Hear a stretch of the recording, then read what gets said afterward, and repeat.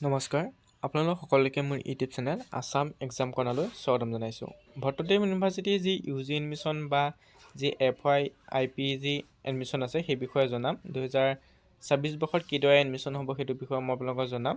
কি কোৰ্চ আছে বা চিট কেপাচিটি কিমান সেইটো বিষয়ে জনাম। এণ্ট্ৰেঞ্চ দিব লাগিব নেকি বা আপোনালোকৰ CUT বেষ্টত হয়নে বা HSৰ মাৰ্কছৰ ওপৰত ভিত্তি কৰি হয়নে সেইখিনি কথা মই আপোনালোকক জনাম।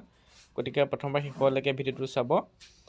ইয়াত আপোনালোকৰ দুই ধৰণে এডমিশ্যন হয় আপোনালোকৰ ভট্টদেৱ ইউনিভাৰ্চিটিত। আপোনালোকে UG পঢ়িব পাৰে, অৰ্থাৎ যিটো UG আছে সেইটো UG ডাইৰেক্ট পঢ়িব পাৰে। লগতে আপোনালোকে ইণ্টিগ্ৰেট UG কৰিব পাৰে, অৰ্থাৎ য'ত BA BSc লগতে মাষ্টাৰ ডিগ্ৰীও কমপ্লিট কৰিব পাৰে, সেইটো ইণ্টিগ্ৰেট বুলি কোৱা হয়। ইতিমধ্যে মই গুৱাহাটী ইউনিভাৰ্চিটি, ডিব্ৰুগড় ইউনিভাৰ্চিটি লৈ ভিডিঅ' দি থৈছোঁ, আপোনালোকে চাব পাৰে। ডিব্ৰুগড় ইউনিভাৰ্চিটি বা গুৱাহাটী ইউনিভাৰ্চিটিৰ কেম্পাছত আপোনালোকে HS পাছ কৰাৰ পিছত আপোনালোকৰ গ্ৰেজুৱেশ্যন লগতে মাষ্টাৰ ডিগ্ৰী কমপ্লিট কৰিব পাৰিব, সেইটোকে ইণ্টিগ্ৰেট ডিগ্ৰী বুলি কোৱা হয়।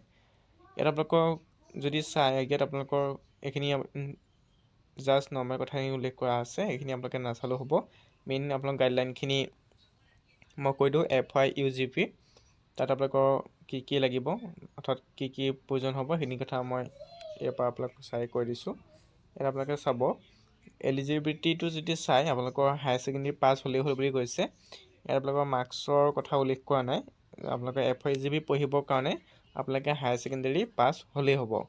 তাৰপিছত ৰিজাৰ্ভেশ্যন থাকিব, যিটো ৰিজাৰ্ভেশ্যন ফ'ল' কৰা হয় সেইটো ৰিজাৰ্ভেশ্যন থাকিব।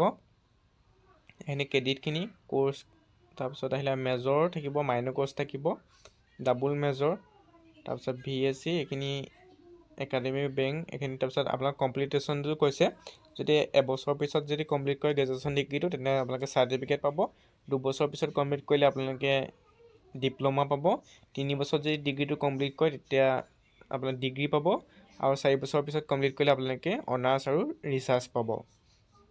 এইটো চবতে NEP দ্বাৰা ছিষ্টেম কৰি দিয়া হ'ল যে আপোনালোকে যদি 4 বছৰ নপঢ়ি 3 বছৰ পঢ়িব বিচাৰে তেতিয়াহ'লে আপোনালোকে ডিগ্ৰী এটা পাই যাব। যদি 4 বছৰ পঢ়ে বেচেলৰ ডিগ্ৰী অনাৰ্ছ লগতে ৰিচাৰ্চ পাব। ৰিচাৰ্চ পাবৰ কাৰণে কিন্তু আপোনালোকে 75% মাৰ্কছ থাকিব লাগিব 6 ছেমিষ্টাৰলৈকে। সেইখিনি কথা মই পিছত আপোনালোকক জনাম বাৰু। এটা আপোনালোকৰ যদি কৈছে যে মেক্সিমাম আপোনালোকে 75% এটেণ্ডেঞ্চ থাকিব লাগিব এডমিশ্যন লোৱাৰ পিছত। আণ্ডাৰ গ্ৰেজুৱেটটো 3 বছৰ 4 বছৰ পঢ়ে। ইয়াত যদি আপোনালোকে চাই কি ছাবজেক্ট আছে, আছামিজ, ইকনমিক্স, ইংলিছ, এডুকেশ্যন, তাৰপিছত geography, history, political science, philosophy, Sanskrit, sociology, mass communication, journalism, botany, chemistry, computer science, mathematics, physics, statistics, zoology, economics. ইণ্ডিকেটত খালি আপোনালোকৰ কেমেষ্ট্ৰি, সংস্কৃত আৰু MCOM হে আছে, বাকী বেলেগ কোৰ্চ নাই। হয়তো বুলি তেওঁলোকে এড কৰিবও পাৰে ইণ্টিগ্ৰেট পঢ়িবৰ কাৰণে, অৰ্থাৎ আমাৰ BSc লগতে আপোনালোকে মাষ্টাৰ ডিগ্ৰীটো পাই যাব। যদি আপোনালোকৰ চাই জেনেৰেল এলিজিবিলিটি ক্ৰাইটেৰিয়াটো, আপোনালোকৰ হায়াৰ ছেকেণ্ডেৰী 45% মাৰ্কছ থাকিলেই হ'ল। 45% মাৰ্কছ থকাৰ পিছত যদি আপোনালোকৰ ৰিলেক্সেশ্যন দিয়ে তেতিয়া SC ST OBC কাৰণে হয়তো 5% ৰিলেক্সেশ্যন দিব, তেতিয়া 40% থাকিলে আপোনালোকে এডমিশ্যন ল'ব পাৰিব।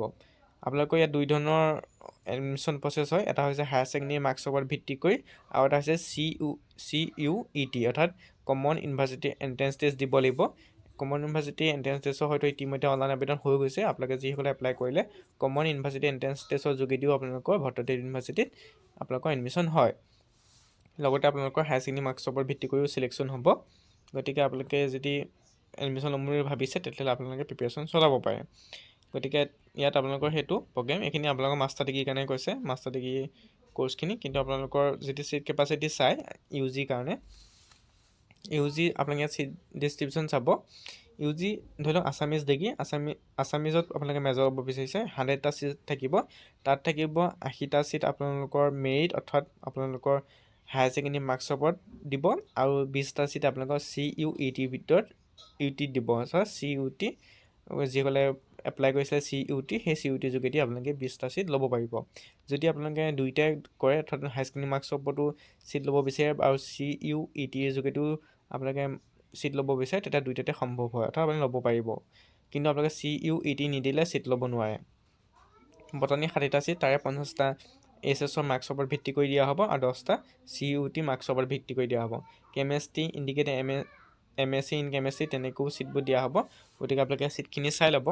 মই আপোনালোকক গোটেইখিনি পঢ়ি নেদেখুৱাওঁ, কৈ নাথাকোঁ আৰু গতিকে আপোনালোকে দুই ধৰণে এডমিশ্যন ল'ব পাৰিব এটা হৈছে হায়াৰ ছেকেণ্ডেৰী মাৰ্কছৰ ওপৰত ভিত্তি কৰি আৰু CUET আপোনালোক কম্পালচৰি নহয় আপোনাৰ কথা যদি চিট ল'ব বিচাৰে তেতিয়াহ'লে আপোনালোকে CUETটো দিব পাৰে তেতিয়া আপোনালোকৰ দুটা সুবিধা থাকিব হায়াৰ ছেকেণ্ডেৰী মাৰ্কছৰ ওপৰত নাপালে তেতিয়া আপোনালোকে CUET মাৰ্কছৰ ওপৰত ভিত্তি কৰিও চিট ল'ব পাৰে গতিকে তেনেকৈ আপোনালোকে ল'ব পাৰিব ইয়াত আপোনালোকৰ হয়তো আৰু জনাবলগীয়া মোৰ নাই এডমিশ্যনৰ প্ৰচেছটো মই ক'লোৱে যেতিয়া আপোনালোকে হায়াৰ ছেকেণ্ডেৰী পাছ কৰিব হায়াৰ ছেকেণ্ডেৰী পাছ কৰাৰ পিছত ভট্টদেৱ ইউনিভাৰ্চিটিৰ কাৰণে আপোনালোকে এপ্লাই কৰিব পাৰিব গতিকে কি আপোনালোকৰ আচলতে যি ডকুমেণ্টছ সেই ডকুমেণ্ট একো নালাগে আপোনালোকৰ কাষ্টৰ চাৰ্টিফিকেট বা যি হায়াৰ ছেকেণ্ডেৰী মাৰ্কশ্বিট সেইখিনি হৈ গ'লেই হৈ যাব বেলেগ একো ডকুমেণ্ট প্ৰয়োজন নাই গতিকে যেতিয়া আপোনালোকে হায়াৰ ছেকেণ্ডেৰী পাছ কৰিব পাছ কৰাৰ পিছত আপোনালোকে ভট্টদেৱ ইউনিভাৰ্চিটিৰ কাৰণে এপ্লাই কৰিব পাৰিব যদি পঢ়িব বিচাৰে